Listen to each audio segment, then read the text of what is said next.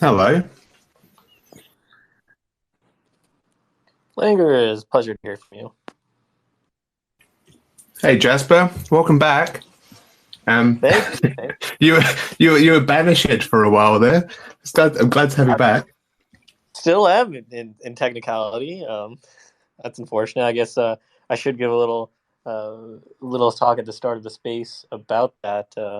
Ultimately, I think I was caught up in an overzealous bot detection. I was in the middle of making a list with many tabs open, which is apparently not the way you're supposed to use Twitter. And in doing so, I found my account banned. I guess the way you're supposed to use Twitter is whatever all these actual bots are doing because their numbers seem to increase by the day. Right? Yeah, I guess bots don't use lists. They focused all their power on making sure no one used lists.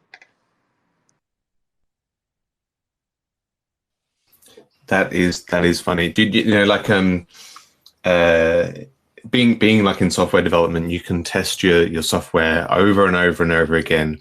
But the thing is, a developer is only going to test it in a particular way, in a way that he knows it works, or he or she knows it works. And not kind of on purpose, but certainly they have a bias towards that. And then Right. usually a QA person comes in and just goes completely, ape on it, and leaves the developer in confusion as to why they would ever want to use it like that. And then it goes to the public, and they use it completely differently. So there's like these three layers of usage of software, and each layer uses it completely differently. Yeah, and it's quite difficult, even if you're able to think diversely to test out every single permutation.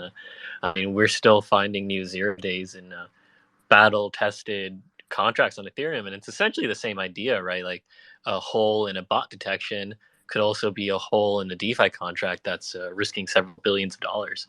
Uh, but anyway, we are here to talk about our Rocket Pool bi-weekly update, and also we will have a special section today on Eigenlayer. Normally on these bi-weekly calls we have a guest, but today the guest is just going to be the nature of Eigenlayer, how it relates to Rocket Pool, potential risks, potential benefits, and so on. Where should we start? Would you guys prefer to hit that first, or second? That's probably a good idea. We can start with a maybe high level introduction, which could be useful to a few people, including myself, about restaking as a concept and what exactly it is at the end of the day. And yeah, go from there. Happy to let you and Langers have that chat, and then we can move on to the bi weekly. Sure. So I'll kick us off with the way I like to think about Eigenlayer. Eigenlayer broadly is the rehypothecation of security. It is using security that already exists in a new way. That's a very broad concept, but that's what they ultimately are trying to do. And so, in more concrete, practical terms, Eigenlayer is a platform for using staked ETH in new ways. Most importantly, there are two broad schemes for this. There is the restaking of LSTs, and then there is the restaking of nodes. These are two separate but related concepts. So I'll briefly dive into each. Starting with the nodes. To me, that's the one that makes the most amount of sense and is the most intuitive. The Ethereum network is secured by many thousands of node operators. Rocket Pool alone contributes about 3,200 if we use the high-end estimate. It's probably more like half that, but still in the order of thousands.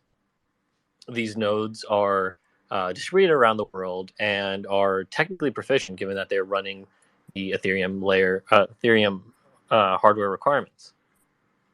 These node operators are a useful quote-unquote technical army for hire.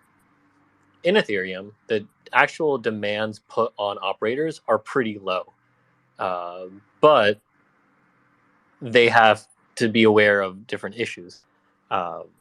Eigenlayer is intending to open up this cohort of people, these semi-technically proficient people, to take on new tasks, using their existing setup.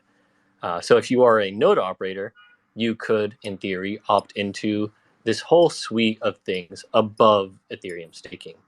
The way this would work is currently you would point to the withdrawal credential to the Eigenlayer contracts, and they would have slashing rights over you.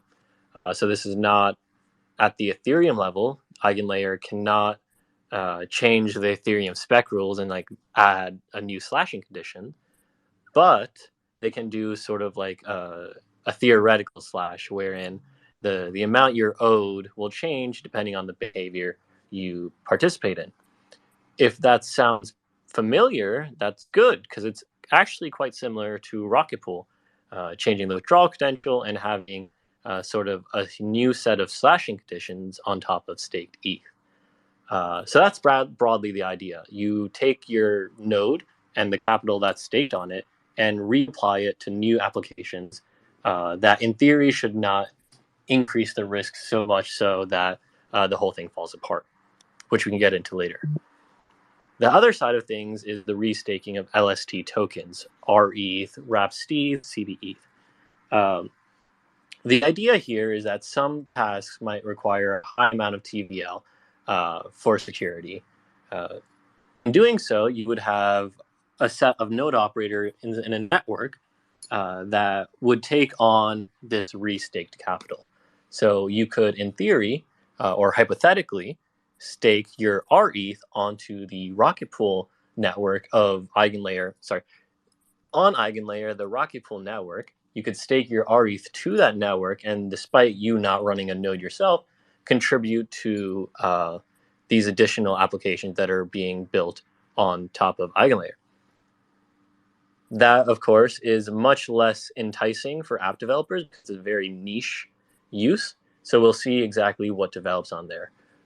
But in that sense, there are currently 12 or so projects, large projects building on top of Eigenlayer, that include their own in-house data availability service, EigenDA, several different ZK rollup and ZK interoperability platforms, and then two new sort of L1s turning into L2s using Eigenlayer, which are Celo and Mantle, as well as also a shared express layer. So there's a real diversity going on of platforms. But yeah, that is the overview of Eigenlayer at a high level.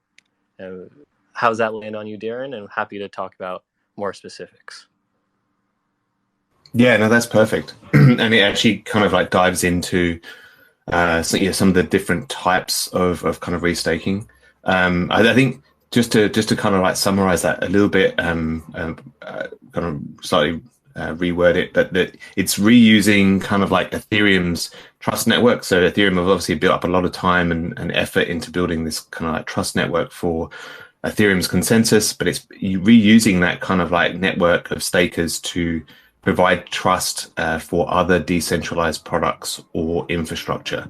And that second part probably leads into like the opportunities quite well, in the sense that every decentralized protocol pretty much requires some sort of bootstrapping of a trust network to get going. They often there's some sort of like crypto economic kind of stuff going on with decentralized protocols. You kind of they go hand in hand, so you kind of have to incentivize behavior and disincentivize behavior, and bootstrapping that is very, very hard. And so what restaking kind of does is it makes that quite easy, or a lot easier, because you can kind of like leverage the Ethereum trust network to kind of do that. I think there's still some stuff around. You still need to provide the incentive. I think there's that the disincentive is covered because you can kind of like slash people essentially, but you still need to cover the incentive. But it does mean that more decentralized protocols can use that mechanism to bootstrap, and so there is a potential for some pretty massive innovation. And as Jasper mentioned, there's already kind of like a lot of very varied sort of use cases and applications kind of coming online. Yeah, I think you touched on those points really well. The diversity is really interesting to see, and the idea that people no longer have to bootstrap a set of node operators, that they have just a marketplace they can go to now, is something we haven't experienced yet in crypto, I don't think. Like we've had L2s that want to inherit Ethereum security, but they have a huge number of hoops to jump through, and it's taking multiple years to get to even like a step two, a type 2, sorry, L2 in Arbitrum, which is still far away from truly inheriting Ethereum security. This version of restaking, of reusing the existing Ethereum node operator set for new novel applications, is a really nice workaround to that issue of how do you get the security without the insane amount of engineering. So yeah, I think there's going to continue to be apps that develop who take this route where you can just sort of rent the security instead of having to build the security. And in that sense, it is a new set of incentives onto the consensus layer. And this is something that actually worried some core researchers. So while there's this huge diversity in theory of opportunities that are going to be available to node operators who opt into this network, there are also considerations that the Ethereum researchers didn't really foresee. They weren't thinking about restaking a node onto like 30 other applications back in 2017 when proof of stake was really starting to move forward. And so Vitalik put out a piece sort of called Don't Overextend Ethereum Consensus. And in that, he was worried that external incentives could destabilize the consensus layer. Bad incentives could lead to potentially the note principal agent problem, or other avenues in which suddenly the incentives that they thought they were aware of now are less clear. I think Barnaby, another researcher who's on the Ethereum Robust Incentives group, which is just a fantastic group of people, he put out a piece that was really, really informative on this whole ecosystem and the idea of reusing consensus security, called Seeing Like a Protocol. And in it, he talks about how the thing that worries Vitalik isn't exactly eigenlayer itself. It's the concept that the protocol could be taken under incentives that it's not aware of. The protocol couldn't see the incentives. So Barnaby's post was essentially talking about this issue and thinking of an alternative, and thinking about ways we can expand what the Ethereum consensus can see without overloading it with things it can't see. So the general problem that eigenlayer presents isn't insofar of the yield seeking or reusing security for these potential soft slashes. It's more so that we might introduce some systemic imbalance that tilts the consensus layer in a bad way. This, I think, is less likely because of the work being done by Barnaby in expanding what the protocol can see. So I kind of think of eigenlayer as the testing grounds for what will become enshrined in the future. So how does that land with you? I sort of presented what I think Vitalik's criticism or concern was, and how I think we can move forward with that. Yeah, I think the other thing that Vitalik was talking about was essentially having the social consensus having to come to the rescue. as well, and it's like don't overload the social consensus as well as the actual consensus itself. So it's like, but I think when I kind of like read through, I don't think that's, and I'll definitely read Bernard,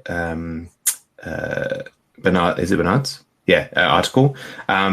Like I haven't read that one. I've read Vitalik's, but I think, to be honest, I don't think it's necessarily a restaking issue. It's anything of any significant size, because Ethereum can be forked, and anything of any sufficient size built on Ethereum, if there was anything that went wrong with that thing, there would be calls for a fork. Whether it is whether it's restaking or if it's something else, it could be MakerDAO, for example, right? If there was something of sufficient size, there would be calls for a fork. Now, whether that actually happens or not is another matter. But that's because Ethereum can be forked. There will always be that. So I think that's not necessarily for me as worrying. Like the second order issues are definitely, and I think the work to make things more protocol kind of visible is definitely worthwhile, because it's like it's the second order incentives is where we get a bit worried. Things like one of these value networks essentially pays you more than it would cost you to reorg the network to up to finality. That sort of thing is quite worrying. But to be honest, that exists today. Anything above anything above the protocol level, at the application level, and that exists today.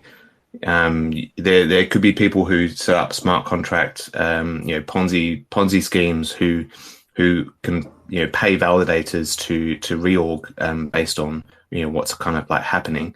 That could be built today and work.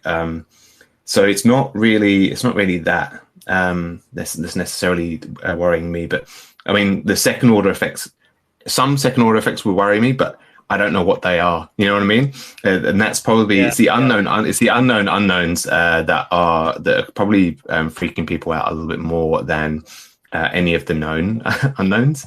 So yeah, that's mainly it. To be honest, with my risks with EigenLayer are more around like implementation. Mine a bit more low level.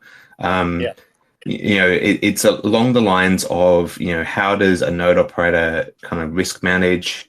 So obviously there's some operational risk. You don't want to overload a node with these new modules. So it's making sure that they can kind of like risk manage from that perspective. How much of the stake that they are actually putting at risk is another thing. Delegation. So being able to delegate stake, that is like that's got red flags all over it for me. Particularly in the white paper, as it says, it essentially relies on trust at the moment. So there's not really a way, and it's very, very early days. So, and it's a white paper, so it's not going to cover absolutely everything. But like delegation, I think is one key area. Delegation and kind of like risk management, because with delegation, currently, from what it sounds like the node operator controls the risk, but the delegator just delegates and has no visibility or control over the risk. And so that would be my worry with that. Super fluid restaking sounds incredibly risky, and a large surface area. So of kind of like problems. So I would say it's not necessarily. I wouldn't say necessarily for me restaking is problematic. I would say it's more around the implementation and making sure that they get that kind of like right. And we've got quite a good relationship with EigenLayer, and so we talk to them every now and again, and so we'll kind of like make sure we put our hand up and and kind of like say these things to them. But yeah, they're the main things for me, to be honest. Yeah, let's dive into them a little bit. So this idea of the delegation definitely seems like, in the case of Rocket Pool, it's a bit more challenging than the case of the rest of the market, because everyone else is trusted and uses permissioned operators, right? So when you have the permission Lido network, for example, delegating. So if you are just a stETH holder and you go to the network and you deposit and restake that way, and that gets delegated to their system, well, they're not really taking any new risk, the Lido node operators, since they were already being trusted to operate their network. With Rocket Pool, we have a different case, right? Because we have sort of a security analysis reasons for the amount of ETH on every node, right? So you have to post a bond to ensure that you don't run away with MEV, pretty much. This consideration is a bit challenging when we think about, okay, so if someone comes with rETH and they want to delegate to the rETH network, how would that work? So I think that's still an open question for if Rocket Pool wanted to formally join the EigenLayer network, or how the exact implementations of that would look like. Seems like a challenge. Further, I think this is worth just pointing out in this name of transparency. Currently, EigenLayer is going to have a security council with the ability to undo slashes. So in the case of aberrant market behavior, some type of exploit, the Security Council, in theory, should be able to step in. At the same time, Security Council is also a point of weakness, and I don't recall if they have slashing abilities or just unslashing abilities, but they just have unslashing, so they can't actually slash people, but they can prevent the slashing. I think they also do upgrades as well. Yeah. So they essentially have omni powers through that, but it's a reasonably sized group of people as far as multi-sigs go. Yeah, and I mean, glass houses. People in glass houses should throw stones, right? I think we found that's probably the easiest first step to kind of have a sort of like governance structure that is kind of like secure, and then build out kind of from there kind of a more decentralized governance system. But so it's definitely something to be mindful of. Yeah, absolutely. But they have a pretty clear pathway from historical precedents on how to do this safely, and they are well financed to find good security representatives. They did raise at quite a large value, and the airdrop chasers have for sure been chasing that token, which is a double-edged sword, because on one side it shows the demand for the product. On the other side, there is a large amount of TVL in relatively untested contracts at the moment. So neutral on that, but just something to pay attention to. But yeah, I think EigenLayer is going to be, for the people who want to explore the risk, a wonderful opportunity, and one that, for better or worse, Ethereum is stuck with. This idea of restaking is not going to go away. And I think it's better to embrace it on our own terms, in as safe as we can, than to let the competitors run away with it. I think from a Rocket Pool perspective, obviously, I think we raised this during like the prioritization thing, and it didn't really come up as a very strong sort of priority then. Obviously, priorities changed, and so we'll kind of like reevaluate the kind of like development priorities. I think we're probably scheduled to do another prioritization in a little while. So we'll kind of like have a look at that. I think I think eigenlayer is probably a longer term thing, mainly because of those what you touched on in terms of there's a few things that make it kind of difficult for us to kind of be involved. But and actually megapools, I think, alleviate some of the issue as well. So that actually helps a lot with this sort of thing going forward. So we'd want to get that out the door first anyway. I think there's some changes around like the collateral limit. So I think before we can kind of like commit to kind of like eigenlayer, we need to know how much collateral our node operators are actually posting. You know what I mean? So we need to kind of like we need to kind of nail that down. And so I think that's why I'm kind of like putting eigenlayer in a slightly longer term bucket, because we have to kind of like get those things out the door and kind of bedded in before we can kind of like start talking about how it then gets restaked and how our node operators can kind of use that. But there might be some other ways that we can kind of like integrate, or maybe maybe it can be built on top of Rocket Pool rather than, that would be my kind of like preference, is for it to be built on top of Rocket Pool rather than built into Rocket Pool. But we'll have to kind of like see how that kind of works out. So yeah, we'll adjust. We'll go through and see their priorities and see where that kind of lands in terms of our kind of like time, I guess. Yeah, and obviously the community. That doesn't stop the community from researching it, which I am sure they will, and then they'll tell us what we should be doing. You gotta love the Web3 development world. I definitely echo that sentiment. So in terms of megapools, just while that is here, I'm not sure if you heard through the grapevine, but a friend of mine is actually quite interested in doing an update on Kent's research and looking at designing some curves that the community can use to then debate about what that our collateral should look like with megapools.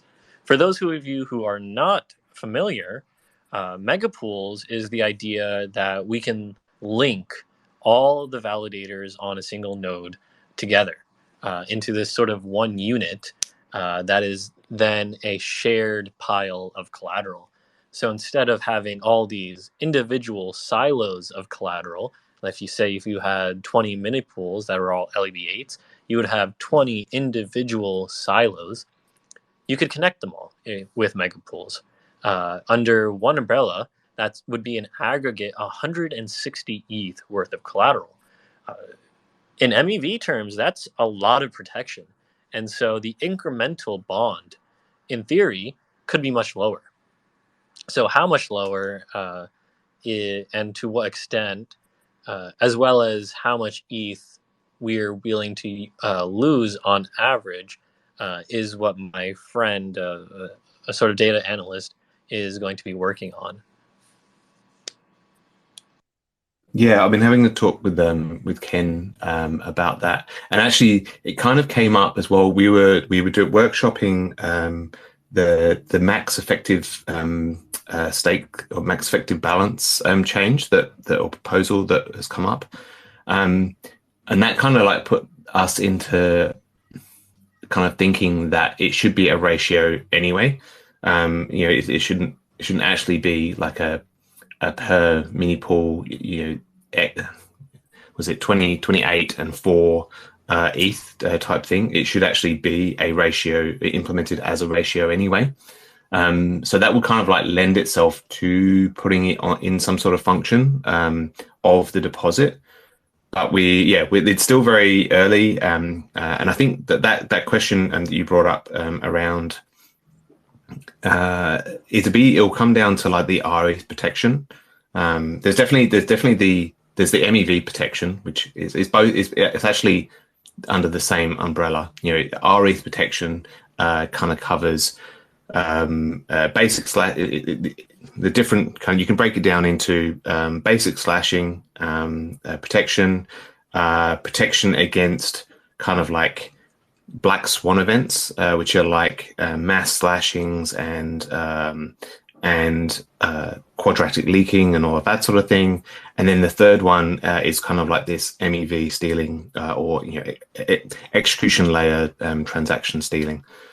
So all of those three are kind of like covered under there, and it's just a case of drawing a graph that covers those three things in a substantial way to make sure that rETH is a really solid and kind of protected asset, but also gives us those kind of like scaling improvements and all that sort of thing, and that come with applying that function.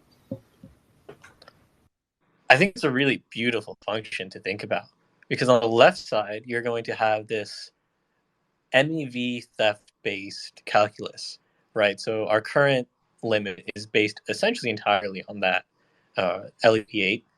In the future, it might be LEP4 due to either forced exits or a higher max ejection balance, but that's going to be the left side. But then the right side is going to be almost purely based on either a quadratic leak or just the damage of a slash and a slow leak. So this curve is going to have to make like a transition between the two as it progresses.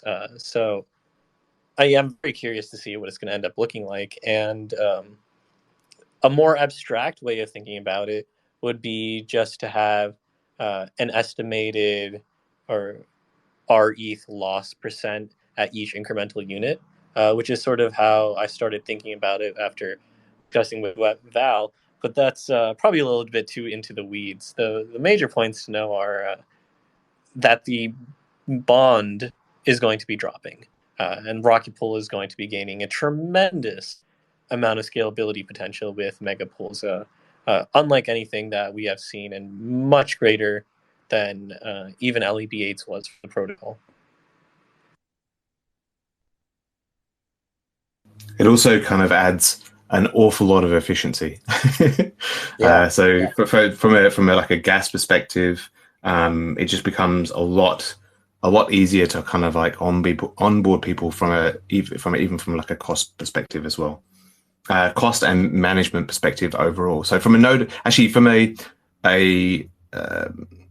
what is it, like a life, enjoying your life kind of perspective, from a node operator experience perspective, it's going to be an awful lot better, because particularly if you've got more than a few kind of validators or mini pools, it is going to make your life so much easier. So particularly from a gas cost perspective and just managing the mini pool. A tertiary benefit is that it also allows us to reduce the commission rate, in theory, at the higher end. So if we have like a node average based commission instead of like per mini pool, that could in theory fall off the more validators you have, and the node operator would still be earning well ahead of what they are currently. So yeah, it's just like a huge amount of design space that's going to be made available with mega pools. Kane had a really nice research repo for those who want to learn more about the technical side of the things.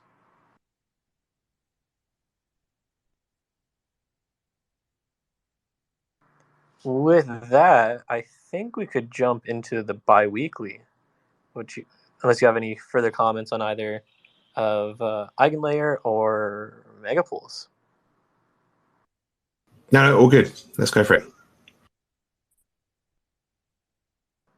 Sweet. So it has been a very successful couple of weeks for Rocket Pool, as growth has started to pick back up again in a really impressive way. Notably, the mini pool count had ticked over 25,000 validators. On the biweekly medium update, it was still 58 short, but as we're speaking now, we're currently sitting at I just had it up. I don't anymore, but well above 25,000 validators. So just first, hats off on being the 6th largest staking protocol in the Ethereum space, also passing flipping Kraken, if you will. Oh, there you go. I didn't. I haven't kept up on that. Yes, that's awesome. Yeah, great news. Yeah, moving up in the ranks. It's just a sign of things to come as Rocket Pool, as well as having surpassed these people, is also growing quite fast relative to its size still. If you check out the Hildeby Dune board, you can see that in terms of ETH onboarded in the past week, Rocket Pool was second only to Lido. So pretty exciting times, and good to see growth still happening, even though rETH had been sitting at a premium for a little while now. In terms of the smart node, version 10.2 was just released or is soon to be released? It has been released, yes. Has been released, yeah. And if you did update, there is a POAP available made by the lovely Schifrin as part of their ongoing POAP Rocket Pool series. They look pretty. They look pretty sweet. You're going to get quite a lot of those POAPs. Yeah, I think it's like Joe puts out a release quite often, so you're going to collect a lot of POAPs that way. You know, there's got to be at least 300 or 400 Rocket Pool POAPs already, so drop in the bucket still. I'm sure this is very pertinent for everyone listening here on the call, but if you have more than 1,000 mini pools on this node, make sure to upgrade, as there are some improvements specifically for you. Whale mode.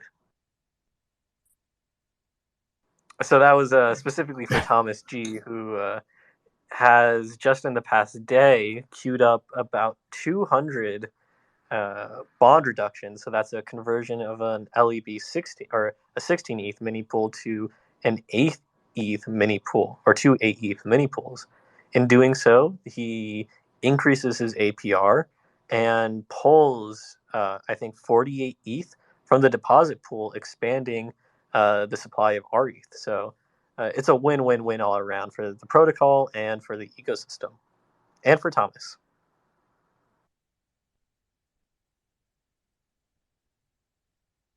It's been interesting. Before Atlas went live, there was some conversation about what the deposit pool limit should be, and that conversation was largely based around the idea that we have so many node operators that will be able to bond reduce that the pool probably wouldn't stay super full until it had the protocol had increased in size pretty substantially. We didn't quite expect the queue, I don't think, to have gotten so large so fast, but it is still playing out that all of these conversions will at some point probably happen, and in doing so, bring about a pretty decent expansion in the rETH supply.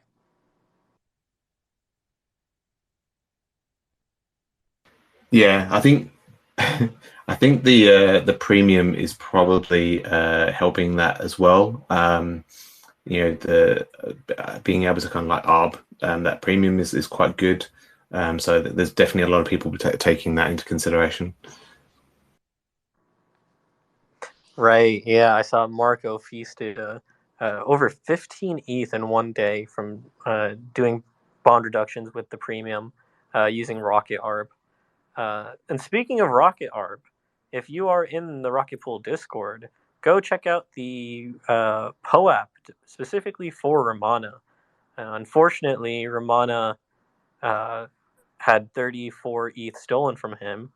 And so this POAP is a bit pricey, but all proceeds go towards Ramana, as he has done some fantastic work for the Rocket Pool ecosystem.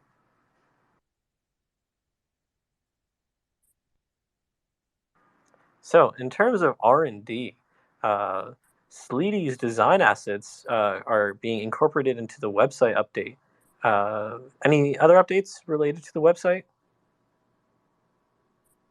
That's pretty much it. I mean, we're incorporating those images as they kind of come in, but it's looking really good. So that's really exciting to kind of like see that actually come to life.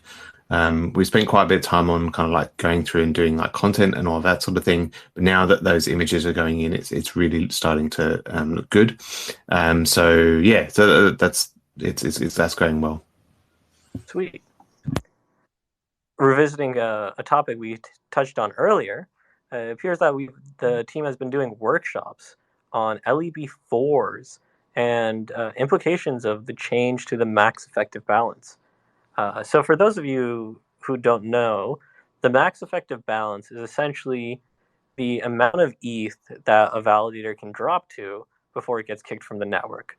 So if you abandon a validator, it'll slowly bleed out over time until it hits, I think, 16 ETH, at which point it'll get exited.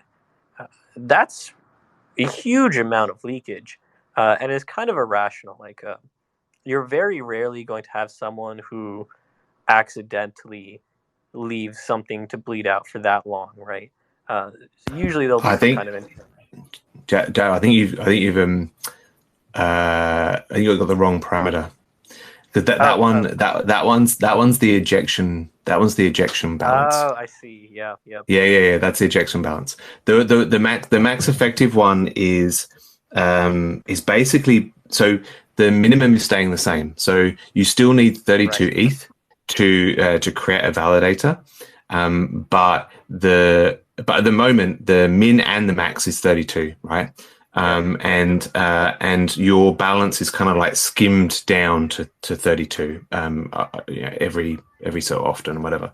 Now what they're proposing is actually to change it so the min stays 32, but the max goes up to, at the moment it's a an indicative number, but it's not necessarily going to be this number, but it's like 2048 ETH. So what that kind of means is that you can keep depositing ETH, and in fact, there'll be like this auto compounding mechanism where it will auto compound. You can auto compound as well. So you can have a 32 ETH validator, but you can keep depositing more and more ETH into that validator, all the way up to 2048. In which case it acts exactly the same as a normal validator, where it skims down to 2048. The reasoning behind it is actually more of a kind of like a network reasoning. So the peer-to-peer layer that Ethereum sits on top of. So when all of the nodes kind of like talk to each other, they talk over this peer-to-peer layer. That peer-to-peer layer at the moment is working very, very hard. And so I don't think anyone really expected us to grow to however many validators there are now. Like, was it 900,000 or something crazy?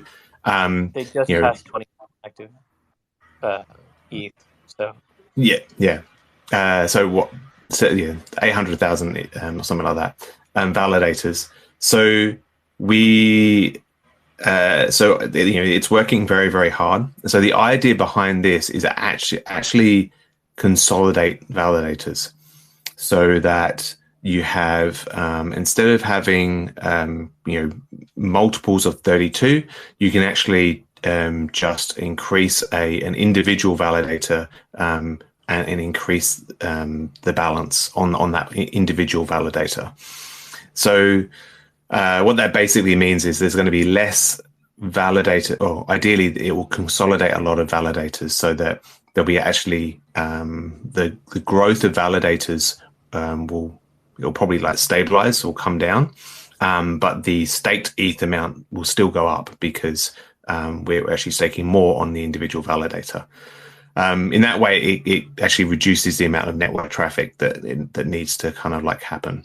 So that's the there's also some other benefits. It feeds into like single SOP finality and a few other kind of roadmap things as well. But yeah, that's quite an interesting proposal, and obviously it does have some effects on us.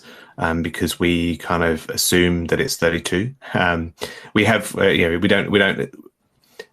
think we've got code in there to, adjust if that number changes over time, but not necessarily, that it's dynamic. So we kind of had to think about that a little bit, and that's why we workshopped it to see what that would kind of look like going forward if that was to kind of happen. But yeah, so that was that one's the max effective balance. Right. Yeah.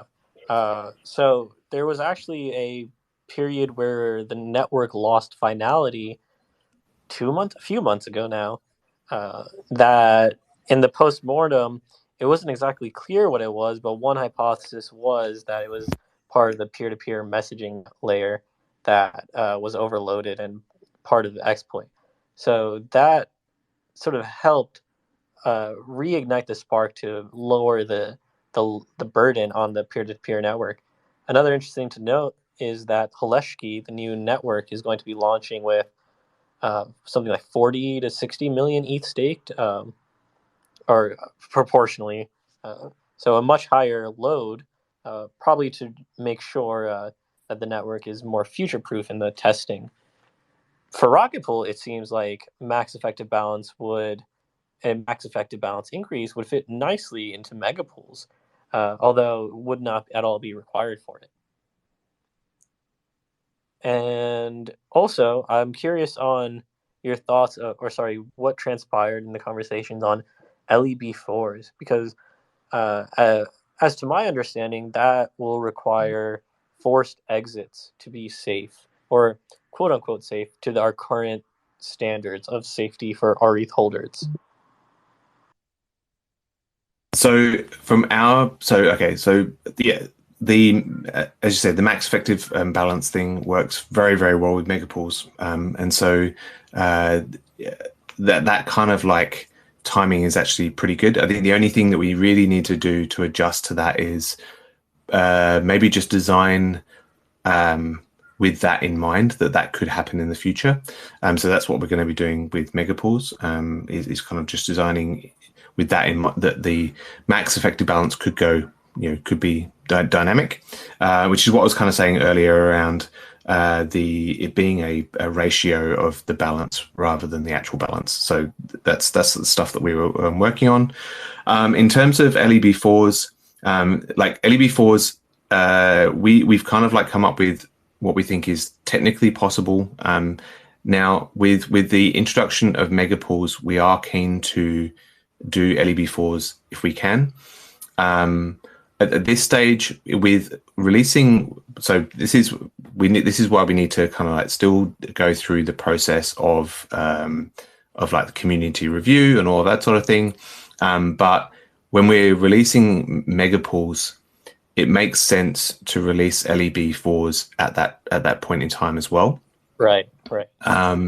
Now, when you consolidate your stake, in a mega pool, it means that we've got that protection, because one of the other deliverables for that release as well is the execution layer kind of like penalty system rework, and so that can then take mega pools into consideration, and kind of have a much larger pool on which to ensure that people aren't stealing, execution layer rewards. Now, what LEB4s looks like is up for debate, and that's why we need to go through this community consultation. So one of the things that it may end up being is not quite as LEB4 as we thought. So LEB4s may actually be something that's accessible once you have an 8 ETH mini pool, for example, because of this execution layer reward risk.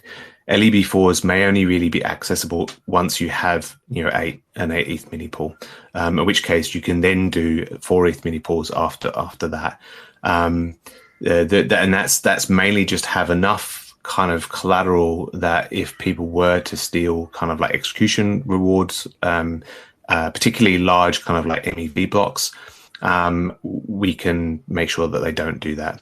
So that is kind of what we're working on at the moment.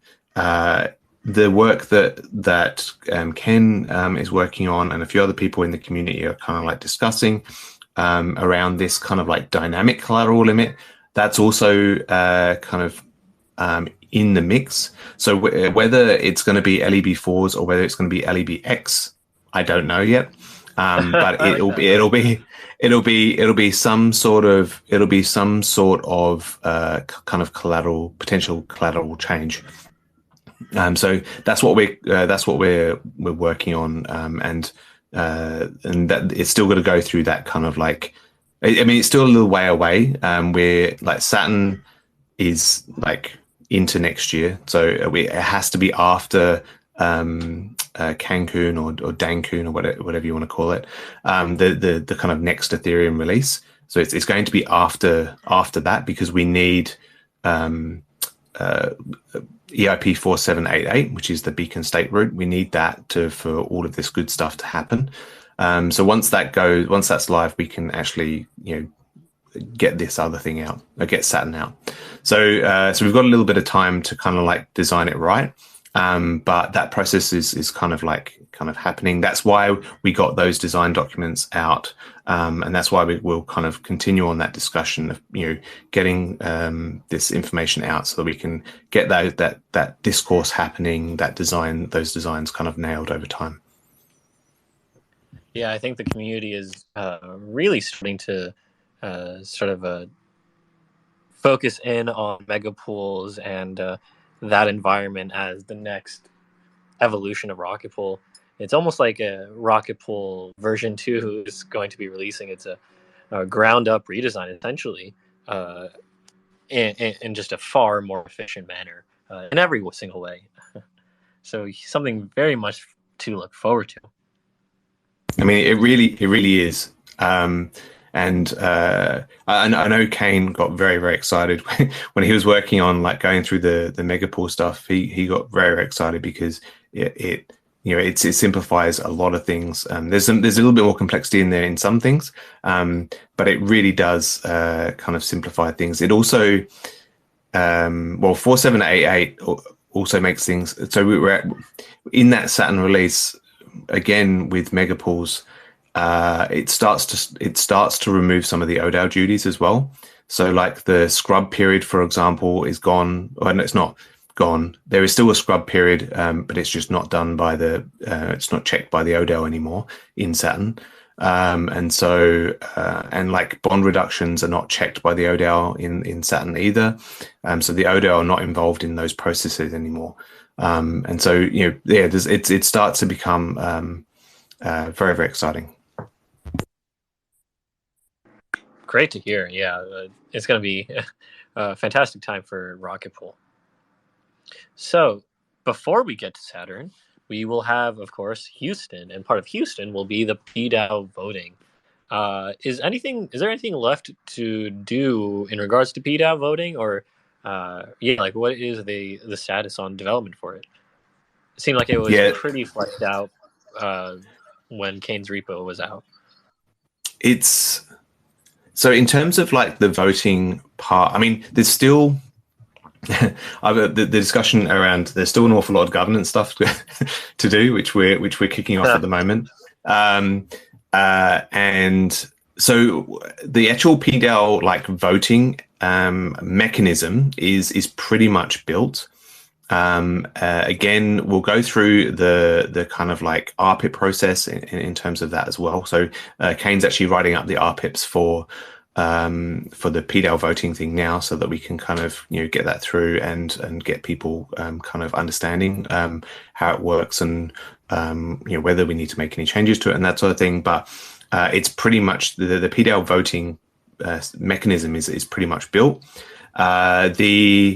The element that he's working on at the moment, which we're creating a separate RPIP for, is the treasury management stuff. And that requires a bit of community consultation on, what we should kind of like support in terms of that. We've got some ideas around, the scope of that, but we want to kind of throw that out to the community and make sure that we've kind of like covered things. And so that's like the treasury management stuff. So that's the part he's working on at the moment. The next part that we've got to do is go through each of the PDAO parameters and just make sure and just basically categorize them as either we're going to like hard code or we're going to give to the the PDAO to be able to change or what was the other thing? Or we give to the PDAO with guardrails, or that sort of thing. So it's basically just categorizing all of those parameters to make sure that we have that us and the community kind of come to an agreement on what things we want to be able to change. I'm definitely on the side of a minimum viable on-chain governance. Yeah. It's ultimately an attack vector. The more governance you have, and so if we are able to eliminate PDAO parameters and just have them fixed, I think that's great. And the whole move towards on-chain from the current status quo is definitely hugely positive. In the future, most of the parameters should be fairly stuck in place, and so we hopefully will only be using the treasury module as IMC, GMC things percolate in the background. I think the only other part left is that Security Council stuff, which again we need to kind of like go through with the community. The Security Council thing would basically only have control over like pausing stuff or temporarily pausing things. And that's mainly just to make sure that we can respond to kind of like security threats and that sort of thing. So like pausing deposits and that sort of stuff. So yeah, that's the last. I think that's the last piece of that part.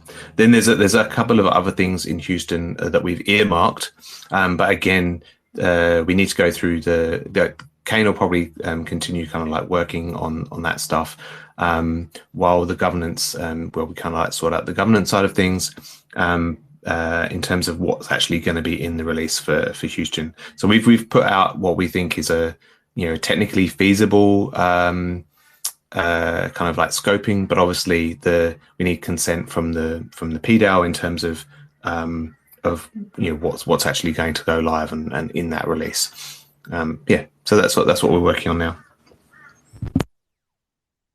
Great. Yeah, that overview you posted in governance was fantastic, and I recommend people who are looking for a concise overview of what the team's priorities are to give that a read.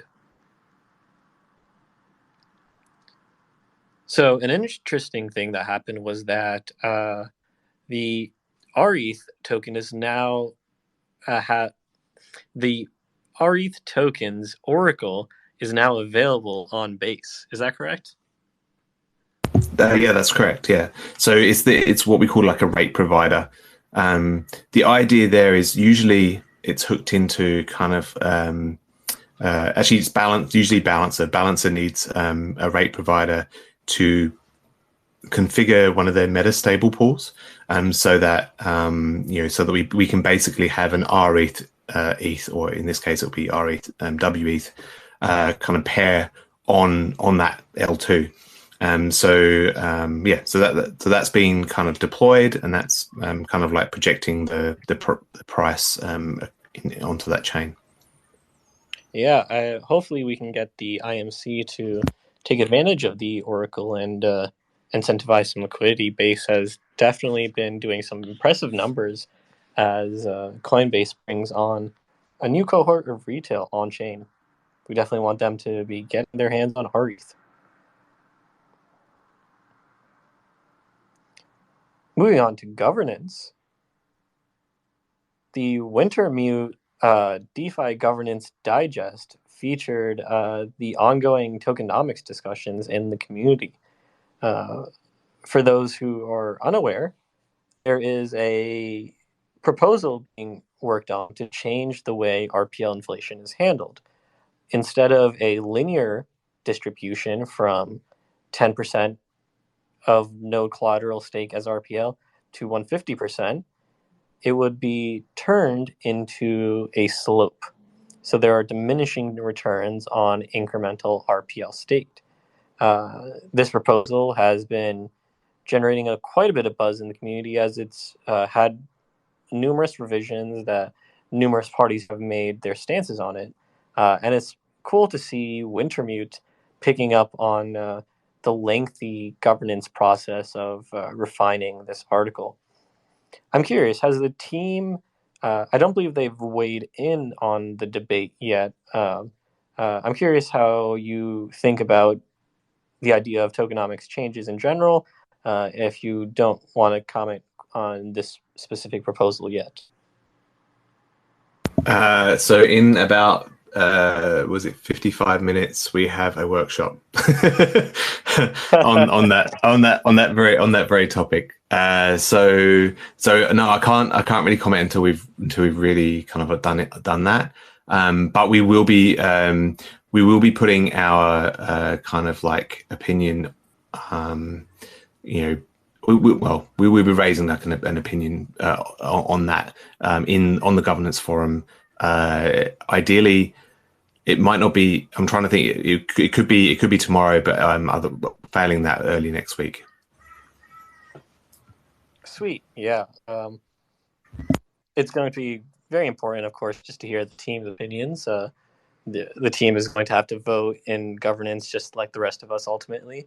But you guys have a very unique perspective, being the ones who built the damn thing to begin with.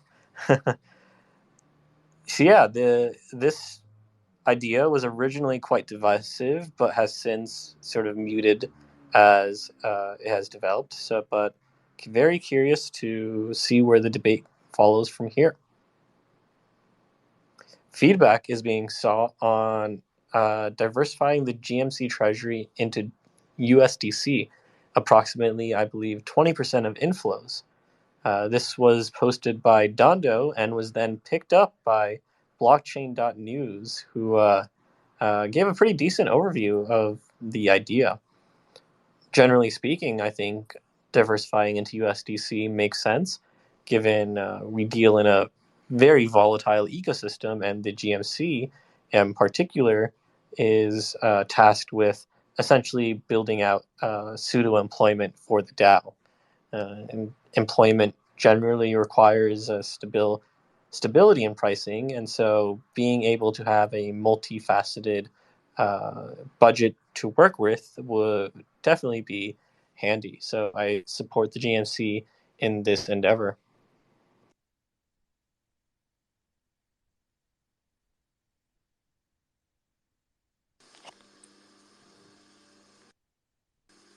I think that news article was mostly accurate as well, which is always good, but not guaranteed. Yeah, that's impressive. You don't always find that, especially given how many AI-generated articles there are now. Many such cases. Related to the previous topic we mentioned, there are 2 polls looking for feedback on that staking rework proposal. So definitely make your voices heard there. A proposal was put out to the DAO to feature its metrics on an aggregator platform. There have been a variety of these types of proposals, but definitely worth checking out.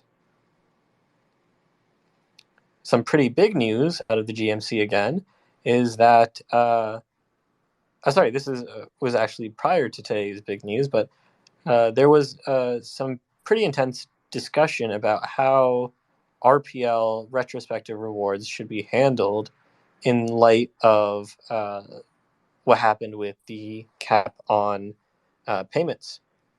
Due to the fairly restrictive cap, a large chunk of retroactive rewards from early periods went unpaid, or I should say partial paid. As such, the RPL token drifted quite intensely from the initial point. And so the GMC ended up recalculating rewards for those who were put in sort of a forced hold situation to account for the USD price that was originally that would make whole the original amount that they were owed. At the time, many of the payments or grants were priced in USDC, and I'm biased as one of the recipients of a enhanced payout, but I do believe it was the equitable outcome.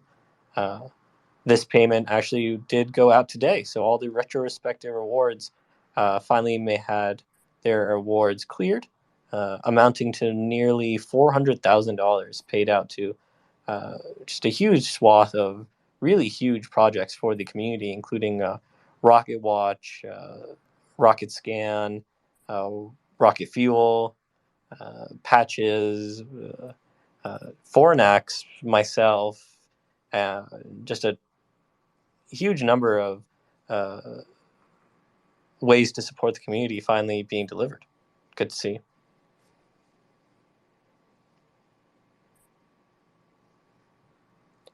I think there's a curse on the biweekly update that as soon as it's written and published, just like the smart node, there's usually some big developments in the following few hours. So, right, yeah, just like right after Joe releases a smart node update, there will be a geth patch or something. Yeah, this morning it was Nethermind, but it was Nethermind this morning. So in other news, a snapshot vote is currently live. That is a challenge to a previous GMC decision. So this snapshot is weighing in on whether Rocket Split should be funded by the GMC. Make your voices heard. Rocket Split is a tool to enhance whale marriages. These are unions of parties, two parties, where one party is providing ETH and the other is providing RPL, which was originally, I believe, developed by Ramada, but it has since become a collaborative effort. And so, yeah, it's nice to see, I believe, the community seeing a project that they believe should have been funded and doing the process to make that happen. As it stands, this vote is just shy of quorum, a few hundred away, and is overwhelmingly in favor or abstain. So as long as it hits quorum, it looks likely to pass and overrule the previous GMC decision. Tons of GMC news today.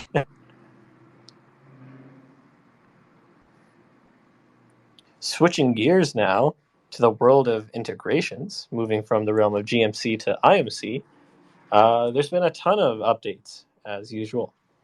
So Pendle, a pretty large LSD-Fi platform, has announced support for rETH on Optimism. Pendle is a great place to trade fixed yield instruments on rETH. So you can sell the yield on rETH and split it into two tokens, and then LP these tokens for greater yield if you would like. Equilibria. Oh, yep.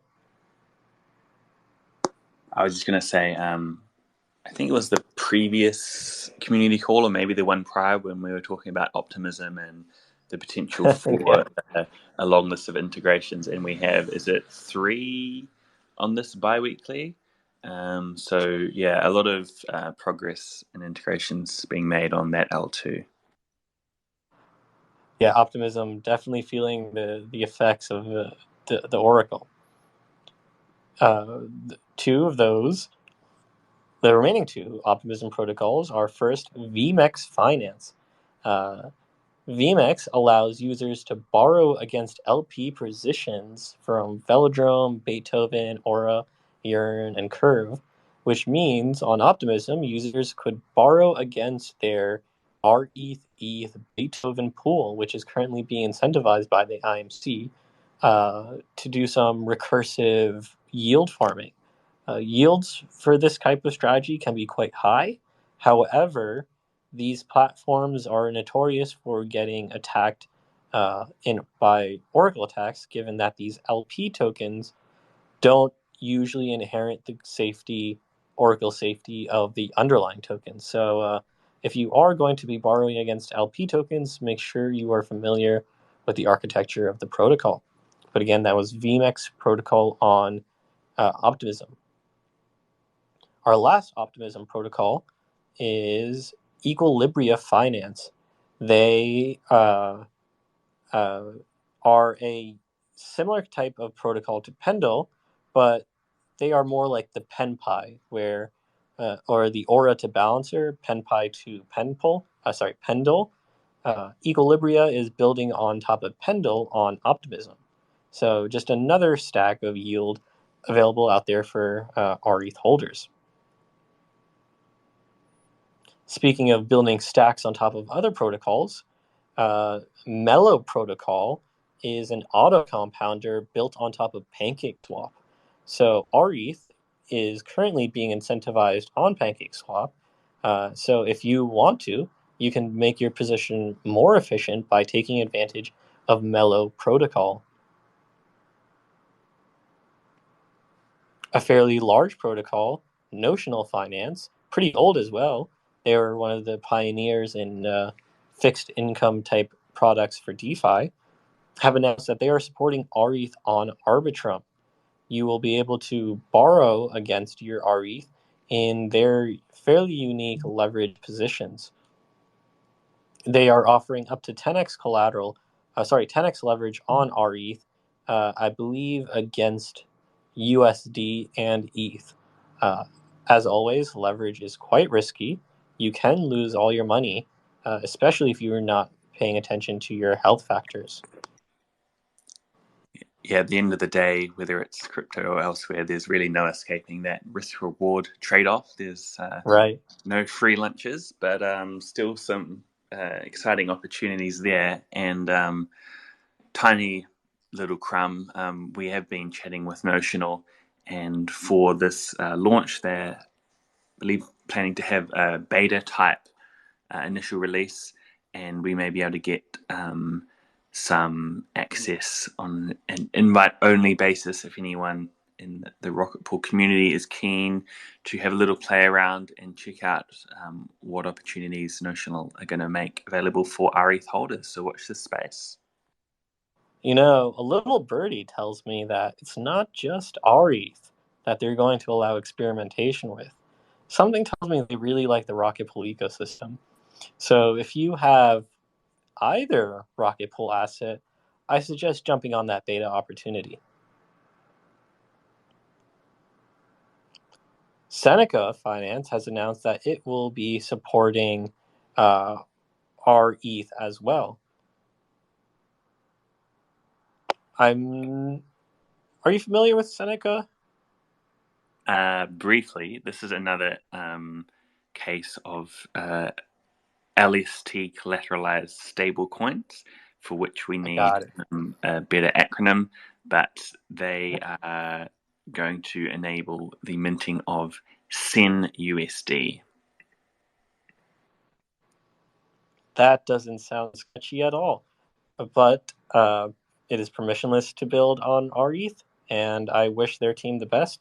It is a highly competitive market. There are many stable coins building on top of LSDs, of which personally Gravita is my favorites, but yeah, happy to see more people adopting rETH. Yeah, we have a bit of a call out a little bit further down the list of integrations, but worth mentioning it here as well. Of course, the featuring of any integration here is not an expression of support necessarily, and it's always important that everyone does their own research, especially when it comes to new or innovative solutions. Check out the risk parameters that may exist. DeFi Llama is usually a good place. Personally use that quite a bit. They'll tend to have any protocol listed there, along with links to audits and TVL and history and all that good stuff. So whatever way you like to do it, that is a step that you should not skip when it comes to DeFi integrations. And remember, not all audits are made the same. Like, I can't remember who the the worst criminal offenders are, but there are some auditors that will just run a fuzzer on your code and call that an audit. No. Was it Peck Shield that recently yes. reported on an exploit that that they didn't pick up in their audit of the impacted protocol? That was an interesting one. And then what's the other? I forget the other one. That tends to get a bit of unfortunately bad coverage, but yeah, exactly. If you want to see a list of some auditing or protocols that have been audited and yet have still been hacked, check out the rETH feed, rETH.info, or I believe rETH.news. On there, you can see a list of, they have a leaderboard actually that goes through the biggest protocol exploits, and you will see some repeat auditing firm names. But that's a bit of a side tangent. Getting back to our biweekly, actually, this is right on topic because we have a exploit to discuss. Balancer had a vulnerability that was reported actually, and because it was reported in a professional manner, they were able to inform the community, and essentially no value was exploited. We saw a sizable amount of liquidity leave pools on Balancer, including those of which rETH was part of the pool. But since the days of the vulnerability being released or sort of informed to the public, we have seen a return of liquidity as the all clear has been given. But yeah, it goes to show it can be the unaudited random protocol, or it can be one of the core DeFi protocols. Exploits still happen. This is sort of the risk we take in DeFi as we build towards something better. It also kind of like shows the value of like a bug bounty program, where that can actually come through and not not and be a controlled kind of like disclosure rather than have it being picked up by a black hat. Especially because this was essentially a critical, where the person who reported it was turning down is a bit strong, but choosing not to be a criminal and make away with hundreds of millions of dollars. It helps when they have at least some decently sized reward to help dissuade them from it. We all make that choice every day.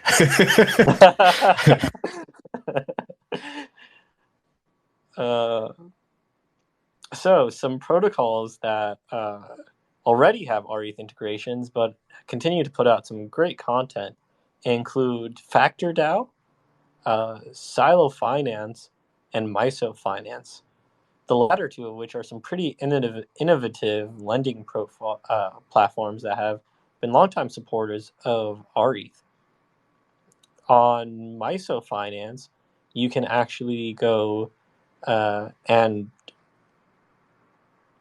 I believe it is the platform that allows you to borrow RPL against rETH in an isolated vault, so as to remain delta neutral on a mini pool and not have exposure to other lending markets.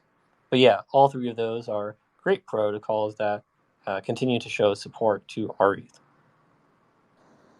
Bit of an integration / media crossover there, but makes a good segue into the next and final section, I think. Yeah, that's right, as we move on to media stuff. As I mentioned earlier, Schifrin has been working on a POAP quest series, the first of which was actually to try and get my Twitter account unbanned. Unfortunately, that one didn't work. I remain banned, but this new account is here to fill in the gaps. And Schifrin has continued to release fantastic POAPs, most recently for the latest Smart Node update. According to Rated.network, Rocket Pool mini pools have been earning the highest 30 days looking back, a 30-day backward-looking APR in the Ethereum ecosystem. That's pretty cool to know.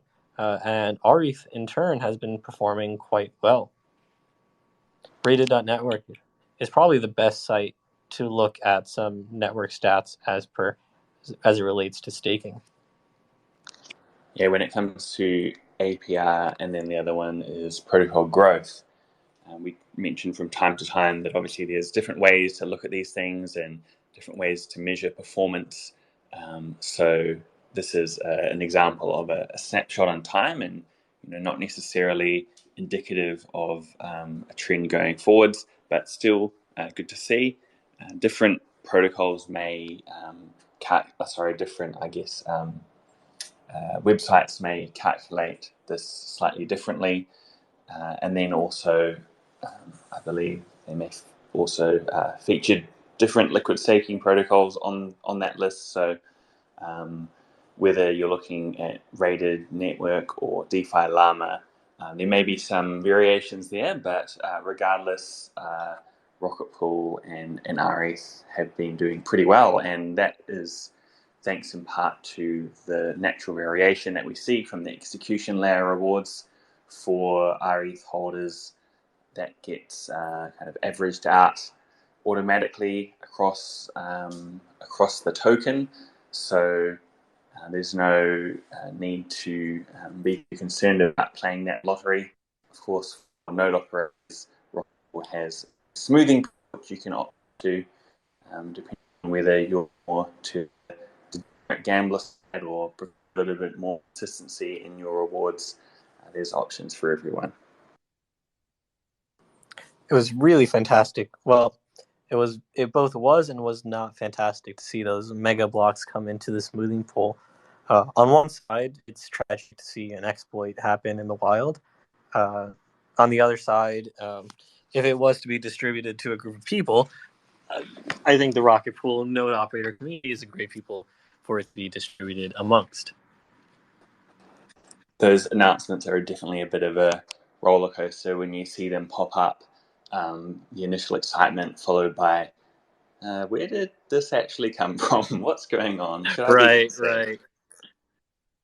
It's like you see the block come up, and you're like, "Oh yeah, a block. Oh no, a block." It's always at that size. It's almost always something bad.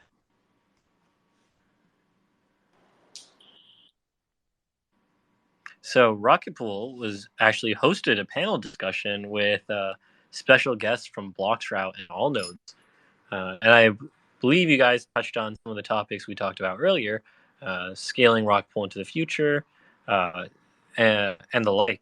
Is that right? Yeah, exactly, and some kind of relevant news from the wider staking ecosystem. This is the third of these panels that we've done. If I recall correctly, the previous two were around kind of notable events. I think one maybe was shortly after the merge and maybe one after withdrawals, but our intent was to make it more of a regular series at a monthly cadence, and between the three protocol companies, it's a good kind of cross-section of the staking world, different areas of expertise, and maybe potential to get guests on as well, like we do with these community calls. So once we're out on the other side of Singapore, which is going to be a busy couple of weeks, we'll look to schedule another one in towards the end of September, and we can recap on all the happenings during that month. Yeah, the Bloxroute team especially are fantastic and just a joy to talk to. They understand Ethereum so well, and I feel like you can learn something every time you talk to them. There was also an AMA with the SSV network folks. Langers, do you have any updates on how the DVT world intersects with Rocket Pool? Or it seems like we were at a place where people are sort of testing some of these things out on testnet, But has there been any movement since? Yeah, I think there's definitely movement in the sense that we're starting to see people kind of integrate the different software components into the Rocket Pool stack. So we're definitely seeing that. In terms of like further things, so that will enable like a node operator to kind of like use it themselves. The one thing that we've been kind of looking at is like the squad staking thing, which is basically a group of trusted friends running like a DVT kind of thing between them.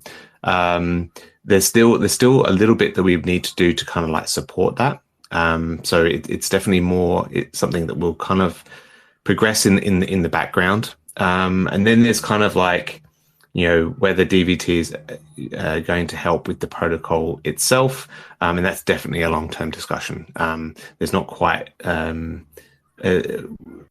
this DVT is really great in like a trusted environment. When you try and throw a permissionless environment at it, you have the same kind of like problems, usually Sybil kind of like issues and that sort of thing. So we're kind of like taking it one step at a time, and kind of doing little bits and pieces to kind of like keep moving that along.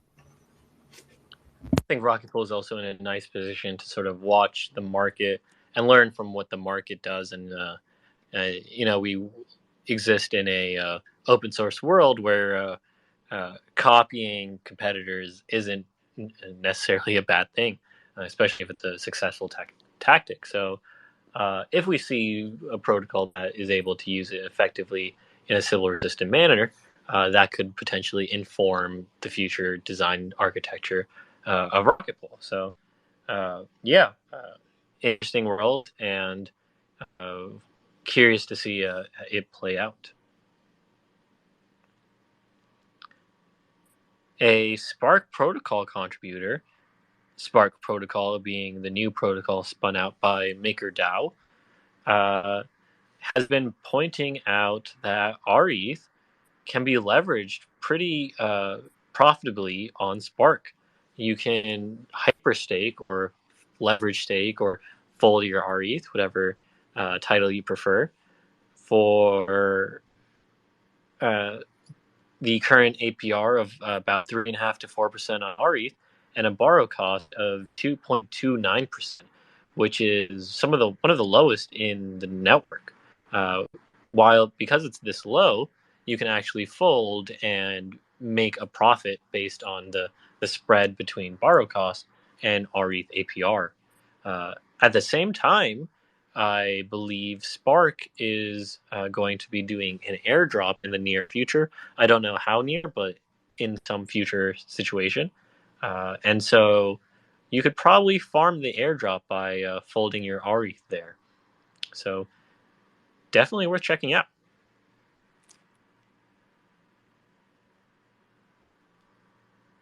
There's also been some content in the cryptosphere mentioning Rocket Pool, including from You Today and Crypto Atlas. So if you want to get some good reading for Rocket Pool, check out those articles. Lastly, RPL was listed on Anycoin Direct, but similar to our warning earlier about DeFi, make sure you do your own research on centralized exchanges too. But yeah, RPL is now tradable there.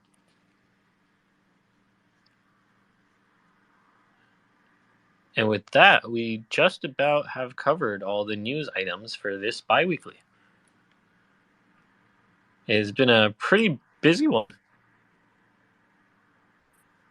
Yeah, good to see a lot of news items from the Rocket Pool ecosystem. I'll take the opportunity to call out a few things here that are not listed in the biweekly, as we usually do. Future community calls will be scheduled in the event section of Discord. Right now we don't have any, but there's 3, 4, 5 in the works going through to the other side of Singapore. And I believe next week potentially you may be back on, Jasper, with an interesting guest. Special guest. Yeah, no, that will definitely be one worth tuning into. We'll hopefully get the announcement out soon, TM, to give people a little bit of time to schedule. But I'll reach across the pond, and so to speak. Yeah. The following week, we'll be reporting live from Singapore, I guess. That happened very quickly.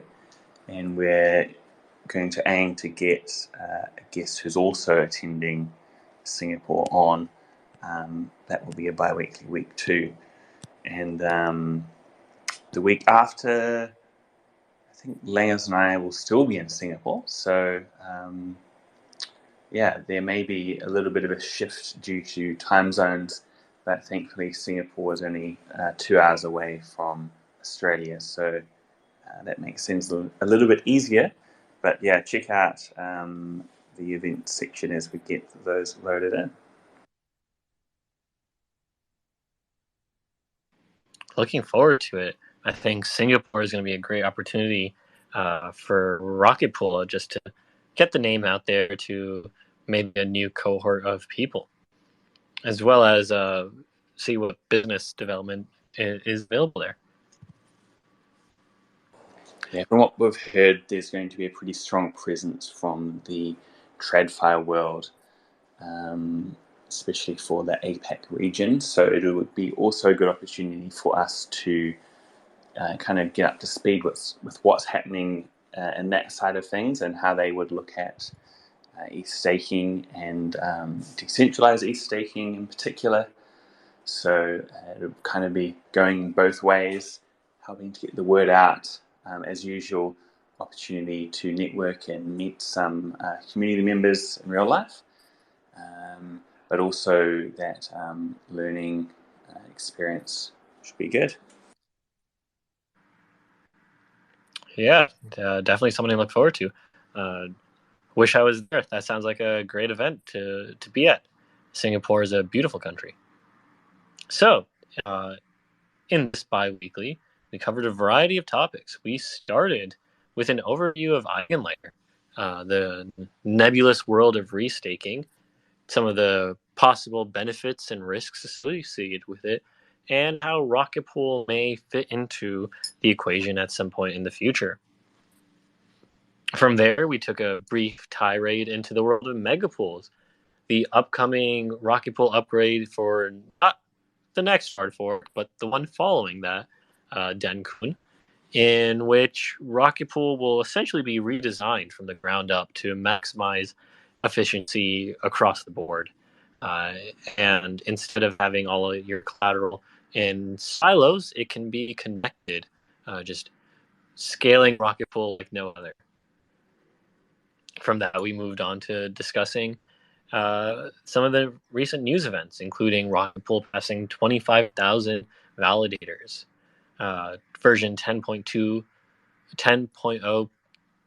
version 1.10.2 was released, so make sure you update to that and claim your POAP. We talked a little bit about the workshops and around LEB4s and maybe something called LEBX, or just this broad idea of a bonding curve for your collateral, as well as the max effective balance and how that might impact the protocol. Langers gave an update on PDAO voting and how Treasury, how Treasury is handled, remains one of the remaining items to be completed. The base exchange rate oracle for rETH is now live, so look out to that network for some future rETH integrations. In the world of governance, we saw some news reports covering the tokenomics discussions, and we had a bunch of talk around the RPL staking reward rework potential.